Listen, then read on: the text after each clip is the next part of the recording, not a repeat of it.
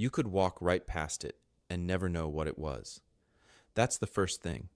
From 30 yards out, in the low light of an October afternoon on the Powder River High Plain, what Cormac Daly built looked like a natural formation, a long curved ridge of sandstone rising maybe 6 feet off the ground, dark with lichen along the top course, the whole thing shaped like a cupped hand laid open against the northwest wind.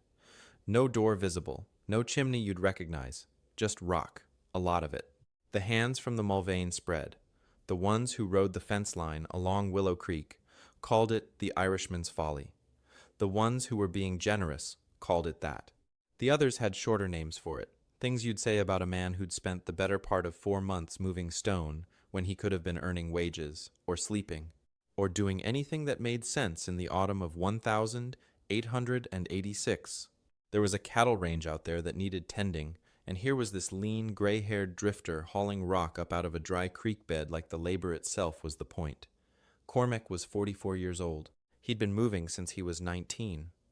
He wasn't building that wall because he had nowhere better to be. He built it because he'd watched enough men die when the wind came. And the wind was coming. He'd arrived at the Powder River country in late April of 1886, riding a mostly dead roan mare he'd bought off a section gang foreman outside Casper for $2 and a wool blanket. The mare lasted another 3 weeks before her right foreleg gave out, crossing a shale bench above Crazy Woman Creek. He shot her on a Tuesday and was walking by Wednesday. He found work at the Mulvane outfit, a mid-sized cattle operation, running about 4,000 head between the Powder and the Clear Fork, doing the kind of labor that didn't need a name. He fixed fence. He hauled water. He skinned out 2 deer a neighboring drover brought in and split the hides with him. He was not hired as a hand, exactly, more like a fixture that had appeared and nobody had thought to remove. The foreman, a thick-necked man from Iowa named Pritchard, asked him on the 3rd day what he was good at. Cormac said he was good at reading weather. Pritchard looked at the sky cloudless, warm, the kind of May afternoon that makes you forget what February felt like, and said that wasn't a skill he was paying for. That was fine. Cormac wasn't working for Pritchard, really. He was working for himself, accumulating the goodwill and the access to materials he needed to get through the winter in one piece. He'd been doing this for years. Every autumn, it was the same calculation. Find a place with enough loose stone, enough water, enough distance from the worst of the pass winds, and build something that would hold not a drafty bunkhouse, not a dugout with a canvas ceiling that filled up with meltwater in February, but something that would actually hold against the worst thing the northern Rockies could produce. He'd seen what that worst thing looked like. 19 years before, in January of 1867, Cormac had been 25 years old and working timber near the Niobrara River in Nebraska Territory, hired by a logging crew out of Yankton. He was the youngest man in the camp and the least experienced by a decade, which meant he got the farthest cabin from the main fire. His was a square of mud-chinked logs, roughly 8 feet on a side, with a sod roof and a single small window covered in oiled paper and a mud and river rock fireplace in the corner. The storm came in from the northwest on January 17th, a Sunday. He'd been outside cutting kindling when the temperature dropped, not gradually, but fast. The kind of fast where you're looking at a clear sky and then you're looking at nothing, just white. And the sound of the wind is so constant and so loud, it becomes a kind of silence. He made it back inside and pushed the door shut and spent the next 53 hours listening to his logs creak. 3 men from his camp did not make it back to shelter. 2 were found in the spring when the snow cleared. The 3rd came in after 30 hours with both hands black to the wrist, and they took his hands off at the elbow in Yankton. He was 29 years old. That experience was followed by a second in the Judith Basin in the winter of 1874, and a third on the Kansas plains in 1878, a 3-day storm that killed more cattle than he could count. By the time Cormac Daly showed up in the Powder River country in 1886, he'd spent 19 winters watching what the cold did to men who were unprepared and what the difference was between the ones who made it and the ones who didn't. The ones who made it had walls, not always made of wood, not always standing plumb, sometimes just cut-bank coulees, or a bend in a creek where the willow brush was thick enough to break the direct wind, but always something solid between them and the northwest.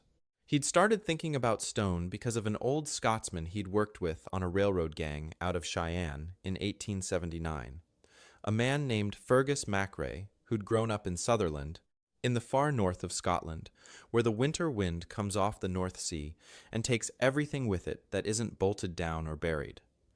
Fergus explained, in the way old men who know things explain them, that the great house ruins back home, the ones that had stood for 300 years while everything else fell, were built with walls so thick that the wind didn't even know they were there.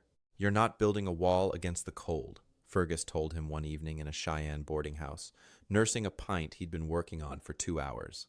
"You're building it against what the wind does to the cold. Stop the wind, and the cold is just cold. You can live with cold." Cormac turned that over for years. He built his first serious horseshoe wall in 1883, stacked limestone east of Rawlins. That one wasn't big enough. He learned something. He did better the next year near Medicine Bow, but moved on before he could truly test it, and by the spring of 1886 he could feel the next winter would be the one that proved it right or wrong. The summer of 1886 across the northern ranges had been wrong in a way that older men and most cattlemen couldn't quite name. The grass dried out weeks earlier than normal. The pronghorn moved south in August, which they usually didn't do until October. The creek levels on both forks of the Powder were down 1.5 feet from the prior year's late July mark. And the first week of September came in cold. Not the pleasant, breezy cool that meant a good autumn, but a brittle, sharp cold that bit in the evenings and didn't let go even when the midday sun was full. Nobody talked about it much. Talking about it meant acknowledging it, and acknowledging it meant you had to think about what you were going to do if the winter hit the way it looked like it might. Cormac started hauling stone in the second week of August. He'd chosen his site in June, walking the ground above Willow Creek until he found what he needed. A gentle south-facing rise, maybe 40 feet above the creek bed, with an outcropping of broken sandstone on the northwest side that had already shed a dozen or more car-sized slabs onto a shelf of harder rock below, free material. Gravity had done half the work. The rise gave him a sight line in every direction. The outcropping would anchor the northwest end of his wall he'd built out from it, curving the wall around to the southeast, enclosing a space that would catch whatever sun was available in December and January, while the wall itself stood between him and the prevailing wind. He had no level and no mortar, and he wasn't planning to use any. Mortar cracks in freeze-thaw cycles, and a cracked mortar joint is worse than no mortar at all because it holds water. Dry-laid stone, set right, shifts slightly with the ground and stays together. He'd seen this in the work of Basque sheep herders. He'd encountered in the Nevada country men who built their little stone shelters above the summer pastures and left them standing year after year. No cement, no nails, just rock placed against rock, with enough intelligence that the whole thing became one thing. The foundation went in first.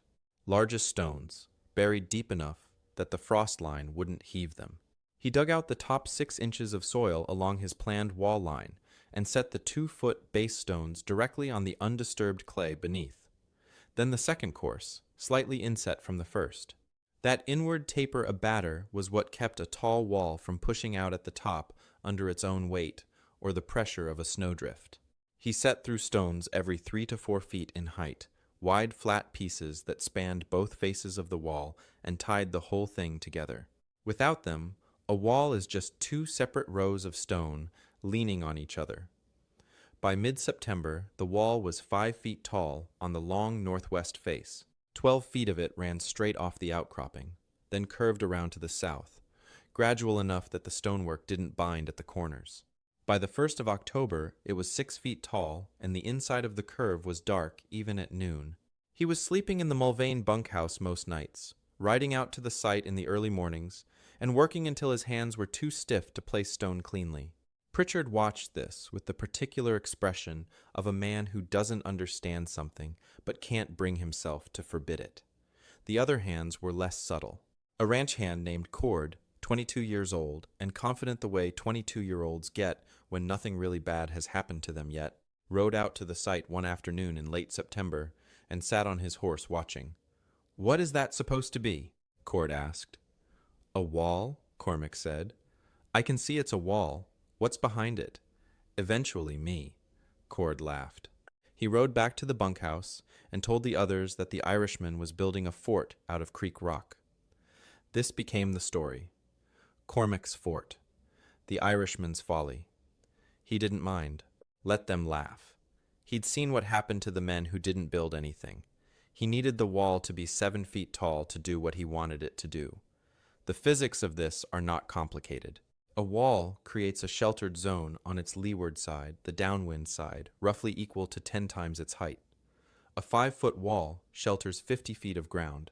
7 feet gets you 70. But the protection isn't uniform. It's strongest in the first 10 or 15 feet behind the wall, where the wind, forced up and over, hasn't had room to drop back down. That's where you want to sleep. That's where the temperature difference between open and sheltered is the biggest. In a storm pushing 60-mile-an-hour winds at negative 30 degrees Fahrenheit air temperature, the wind chill on the open plain approaches negative 80 degrees Fahrenheit. At negative 80 degrees Fahrenheit, you lose consciousness in under 20 minutes if you're not moving. In the dead air pocket directly behind a 7-foot stone wall, with the main wind deflected up and over, you might have a 10-mile-an-hour residual turbulence and eddies, not the main force. That brings the wind chill from negative 80 degrees Fahrenheit to something around negative 55 degrees Fahrenheit. Still dangerous. But the difference is enormous for what you build behind that wall. What Cormac built behind it was not much to look at. A low frame of cottonwood poles cut from the creek bottom. Canvas from a freight wagon cover he'd bought off a freighter coming through Casey for $4. The man was glad to be rid of it. It was old and patched. He stretched the canvas over the pole frame and weighted the edges with smaller stones from his wall scraps. A sod floor tamped down hard. A small sheet iron stove he'd bartered from the Mulvane kitchen, an old one Pritchard was going to throw out anyway, cracked along the firebox seam, but usable if you kept the fire moderate. A stovepipe that poked out through a gap between the canvas roof and the top of the wall. The whole interior was maybe 8 feet wide and 12 feet long, low enough that he couldn't stand upright. He didn't need to stand upright. He needed to sleep warm, cook a meal, and wait. From the outside, standing at the northwest, you couldn't see any of it. The wall was what you saw. 6 feet 9 inches of stacked sandstone, curved and solid, with the interior tucked behind it and below the sightline. The shelter disappeared not because it was small, but because the wall was so big it swallowed the view.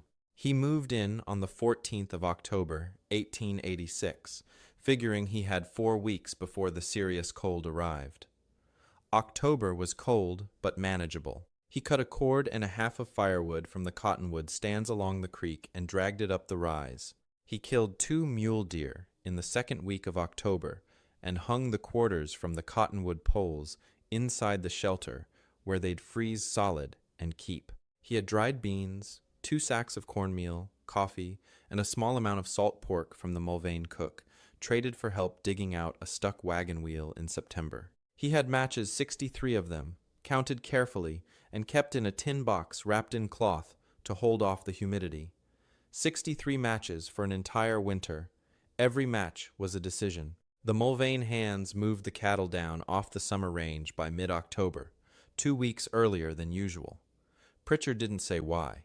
He didn't have to. You watched the way the cattle bunched up against the south fence line in the evenings, shoulder to shoulder, steam rising off their backs in the dark. Cattle don't do that unless something in them knows. By November 1st, Cormac had 2 full cords of wood stacked, and a third started. He had enough dried meat and frozen venison to last 3 months. He had enough cornmeal for a pound of bread a day for as long as he needed. He carried water from the creek twice a day in 2 buckets and figured he could stay behind that wall until April without needing anything from anyone. He was wrong about that, but he was wrong in a way that didn't kill him. The first bad storm came on November 19th. 3 days of wind and snow, temperatures down to negative 8 degrees Fahrenheit on the worst night, drifts building up on the northwest face of his wall, until the top course of stone was barely visible from 20 yards out. He burned a quarter of a cord and stayed warm. From inside, the storm sounded different than he'd expected.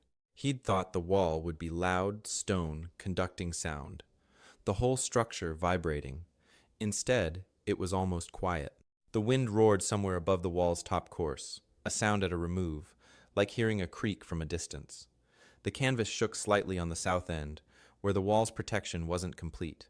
He packed more sod against that edge, and after that, even better. The temperature inside on the worst night he measured only by what he had, his hands, which told him whether the water bucket near the stovepipe was frozen, and his breath, which told him whether the air was cold enough to see. The bucket didn't freeze. He couldn't see his breath if he held still.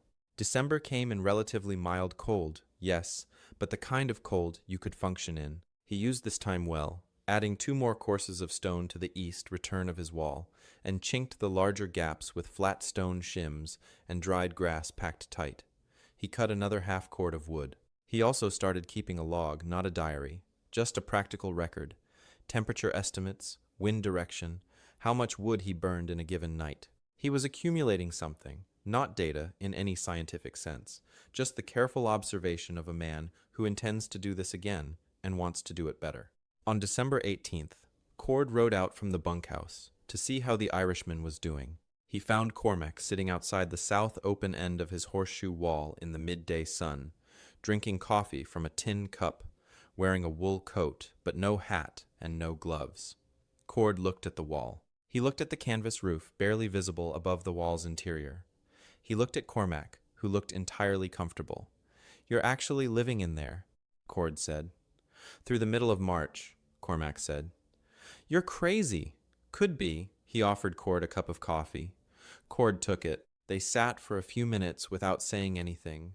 Then Cord rode back to the bunkhouse, and the temperature dropped 4 degrees by evening, which told Cormac to lay in more wood before dark. That was the last time he'd talked to anyone for 61 days. The 9th of January, 1887, began cloudless. The worst storms, the ones that actually kill people, often don't look like what they are. January 9th was cold, maybe -5 degrees Fahrenheit at first light, but clear. The sky, that particular blue-white color that sometimes means nothing and sometimes means the air is so dry, it's already pulled every molecule of moisture it can reach. Cormac was up before dawn cutting wood, working by feel more than by sight.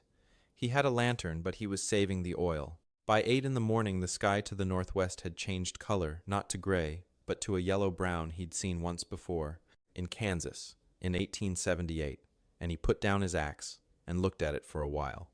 He brought all the cut wood inside the wall in 3 trips. He checked the stovepipe cap. He repacked 3 gaps in the canvas roof with grass. He refilled the water bucket and set it close to the stove. He moved his matches, 41 left now, from their usual shelf to his coat pocket. Then he went inside and pulled the canvas door flap down and tied it shut with a rope looped around a stake he'd driven into the ground for exactly this purpose. He had not heard a weather forecast. He had no newspaper. The nearest telegraph was 40 miles south in Buffalo. He didn't need any of that. He'd read the color of the sky and the smell of the air, a dry ice cold that strips the inside of your nose in a way normal January cold doesn't, and he'd done what a man does when he knows what's coming. The storm hit at roughly 9:30 in the morning. The temperature dropped 42 degrees Fahrenheit in just over 3 hours. Historical Signal Corps records from Miles City, Montana, show temperatures going from 8 degrees Fahrenheit at dawn to -34 degrees Fahrenheit by early afternoon, with a wind shift to the northwest that brought gusts somewhere above 55 miles per hour. At Glendive, the unofficial low that night was -35 degrees Fahrenheit.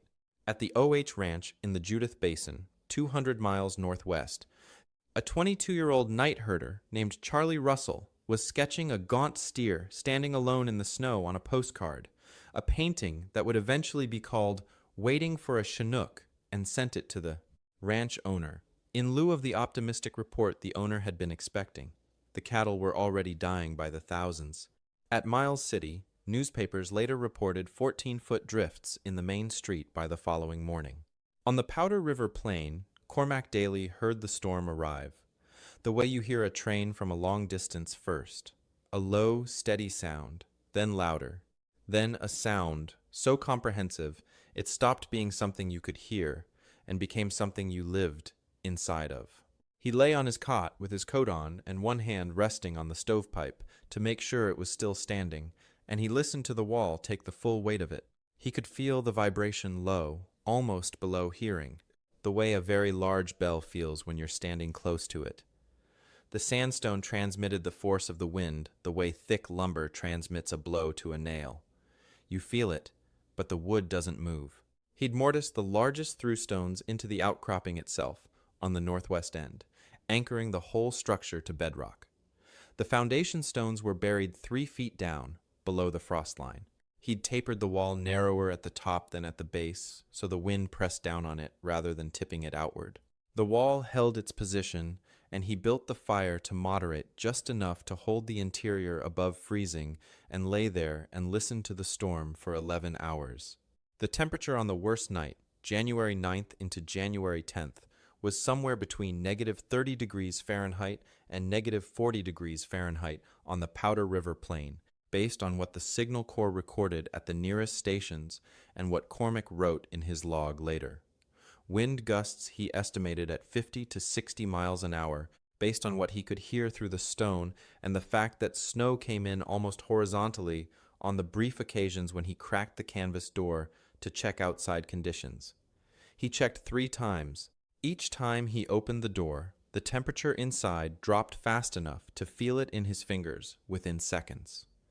He'd close it, retie the rope, and feed a stick of wood into the stove.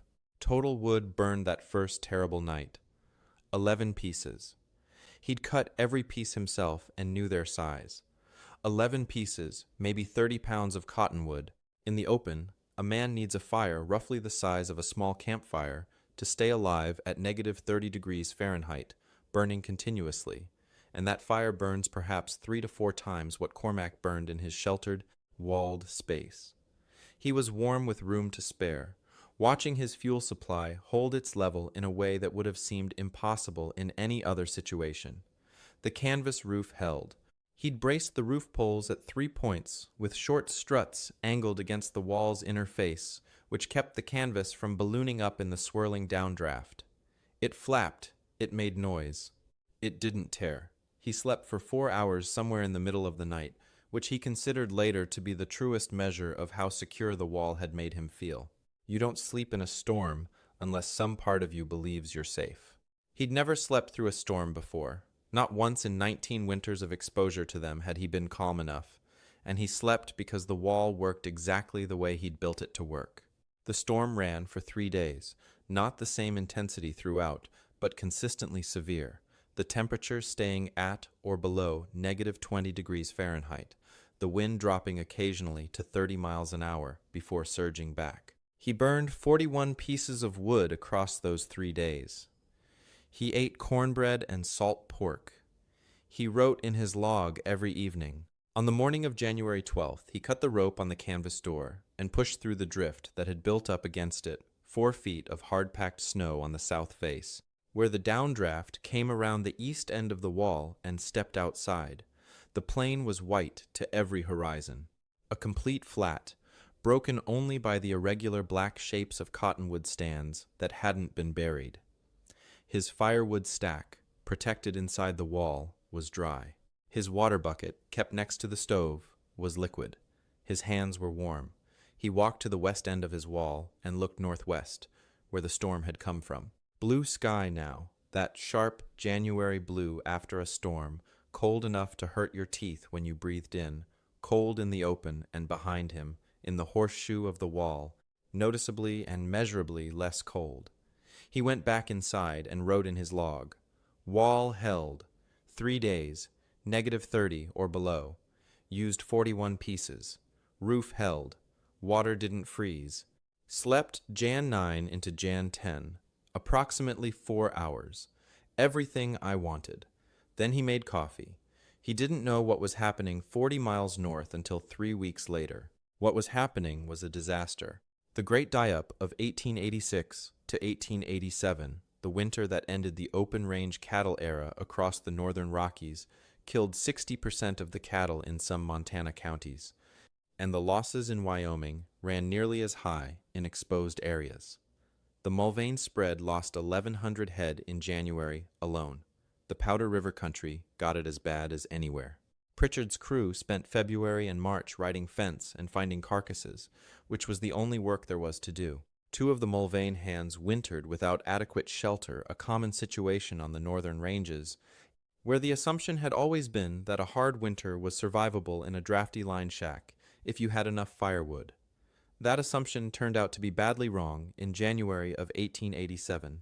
One hand suffered serious frostbite to his feet on a 3-hour supply run from an outlying shack to the main bunkhouse, a distance of about 4 miles. He walked it in negative 25 degrees Fahrenheit wind because the horses were too cold to move, and he had no other option. He lost 2 toes on the left foot and 1 on the right. Cormac heard all of this in the first week of February, when Cord rode out to check on him, partly out of genuine concern, and partly, Cormac suspected, because the bunkhouse had grown oppressive and Cord needed an excuse to go somewhere. Cord looked different than he had in December. He had the look of a man who'd spent 5 weeks indoors watching the thermometer and thinking about what was on the other side of the walls he was trusting. He was 22 years old and thinking about things 22-year-olds don't usually think about. He looked at the wall. He looked at Cormac's woodpile, which was still substantial, maybe a cord and a third remaining. He looked at Cormac's hands, which were not frostbitten and were holding a tin cup of coffee in the January air the way you'd hold a cup of coffee on a mild afternoon. "You're all right," Cord said. "Not a question." "Used 41 pieces through the worst 3 days," Cormac said. "Canvas held, had enough cornmeal for another 6 weeks, easy." Cord was quiet for a moment. He looked at the wall again. The top course of stone was still standing clean above the drifted snow line the drift had built up against the northwest face to about 4.5 feet, which was actually what Cormac had wanted. The drift itself became additional insulation, pressing against the wall's outer face and filling any remaining gaps with packed snow that was, paradoxically, warmer than the negative 20 degrees Fahrenheit open air. "We lost 1,100 head," Cord said. "I know. Peters, you know Peters? Red-headed kid from the line shack at 4 Mile Peters lost toes. I heard. And you burned 41 pieces," Cord said. And then looked at the wall for a long while before he said, "I want to understand how that works." And so Cormac spent most of that afternoon telling him. The explanation took most of an afternoon, not because it was complicated, but because Cord kept asking questions, and Cormac, who had been alone for 57 days by that point, found that he didn't mind talking. He explained the wall first, not as an object, but as a tool. "The wind doesn't just make you cold," he said. "It pulls the warm air off your body, off the fire, off the walls of whatever you're in, and replaces it with cold air faster than any heat source can replace it. A fire that could warm a room at negative 10 degrees Fahrenheit with no wind cannot warm that same room at negative 10 degrees Fahrenheit with a 30-mile-an-hour wind against the walls, because the wind is extracting heat from the structure at a rate the fire can't match. This is why people freeze in structures that should, in theory, be warm enough. The fire is fine. The structure fails. Stop the wind, and you change the whole equation," he said.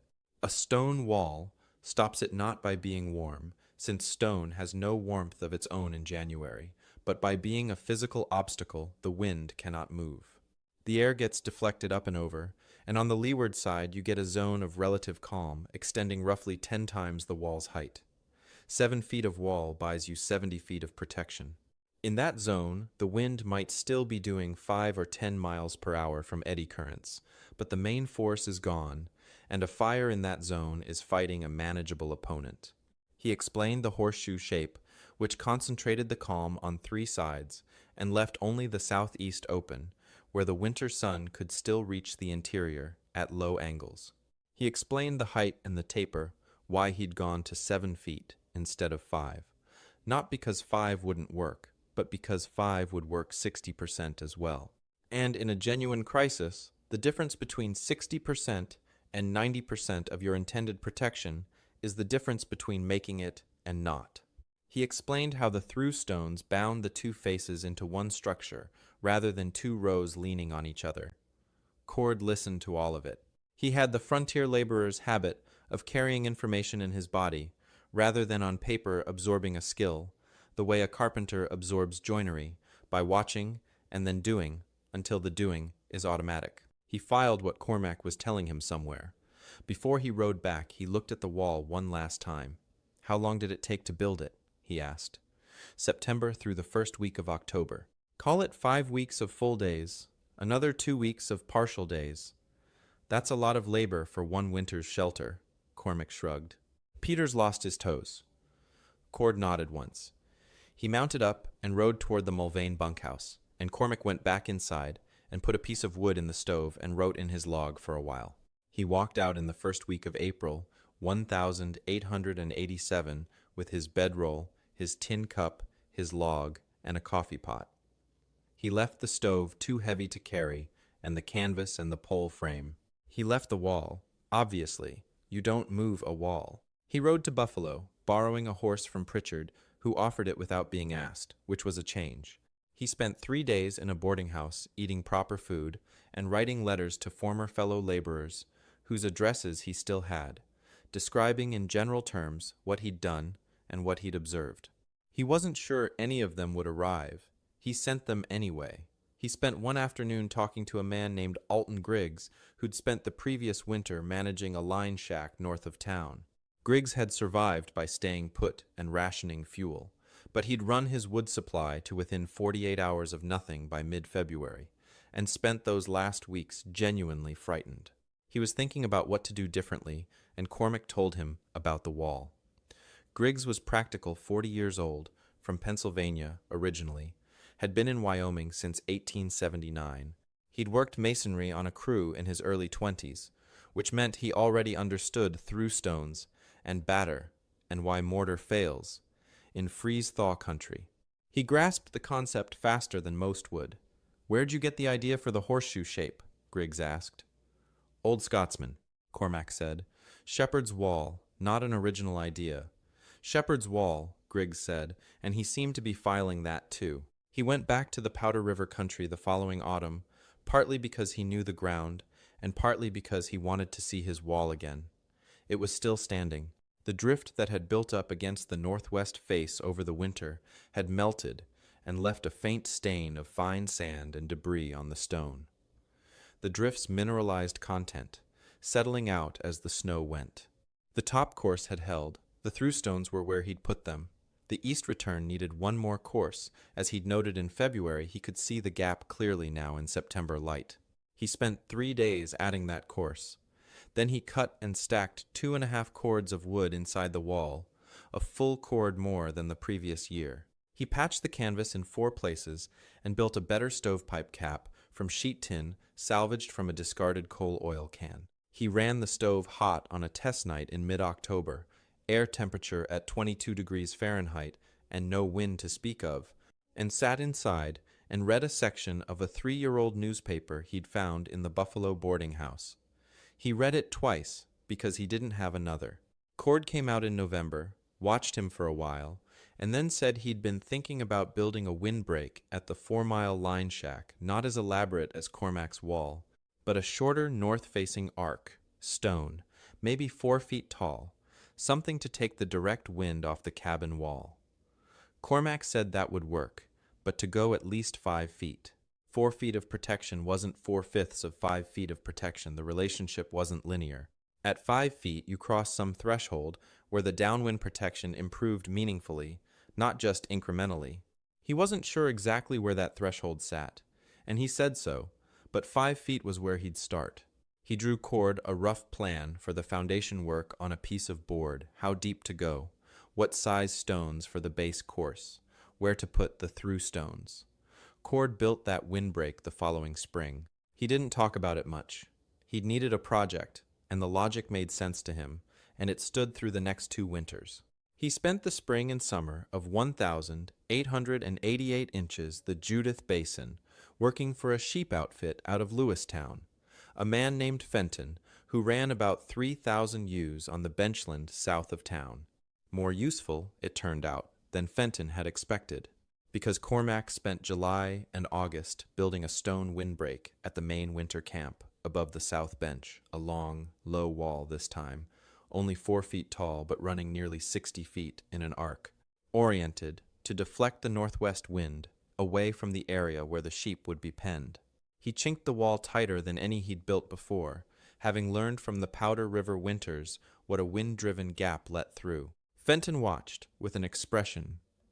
Cormac recognized not the open skepticism of Cord or the Mulvane hands, but the more measured skepticism of a man who'd already lost money once believing the open range was adequate protection. He didn't tell Cormac to stop.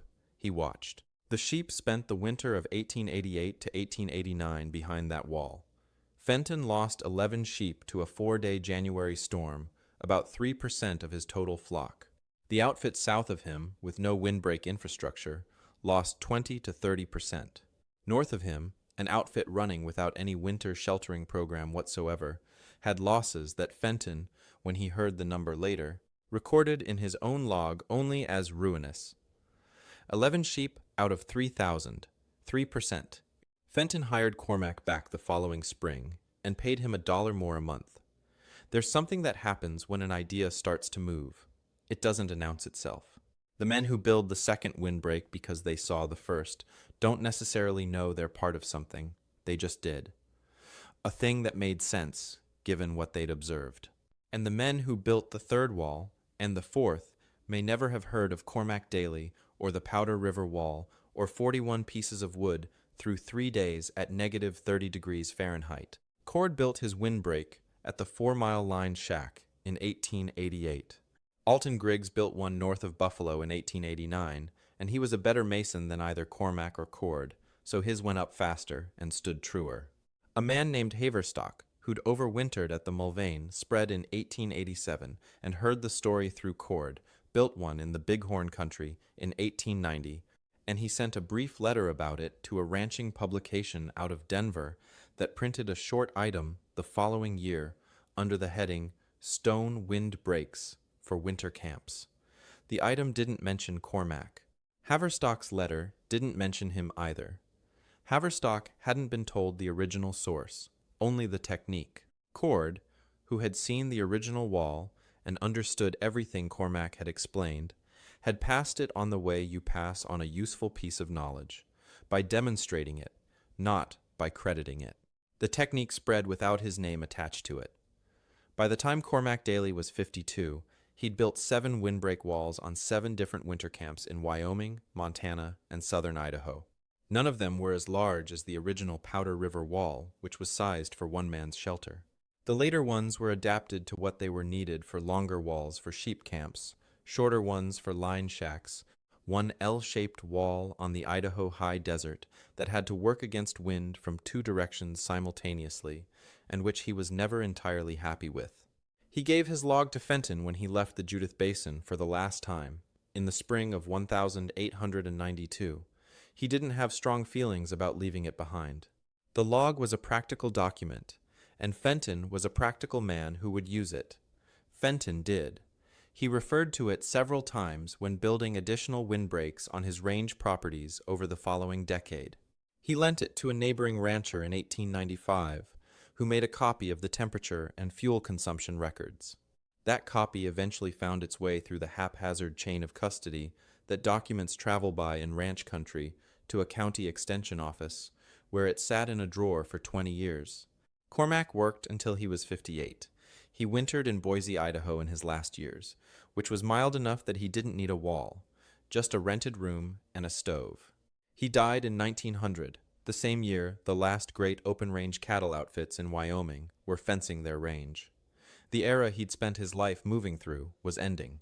The men who came after it would inherit a different country fences, proper ranch buildings, rail access to supplies, actual weather forecasting by the late 1890s from the U.S. Weather Bureau. They would not need to build walls from creek rock and dried grass chinking and the instruction of a long-dead Scottish railroad hand. Or maybe they would. The High Plains winter doesn't negotiate with infrastructure. A rancher riding the Willow Creek fence line in 1907 noted in his diary that he'd passed an old stone windbreak on the rise above the creek, abandoned, Craftsmanship quite sound. He didn't know who built it. He didn't mention it again. 41 pieces of wood across 3 days at -30 degrees Fahrenheit, and the wall held.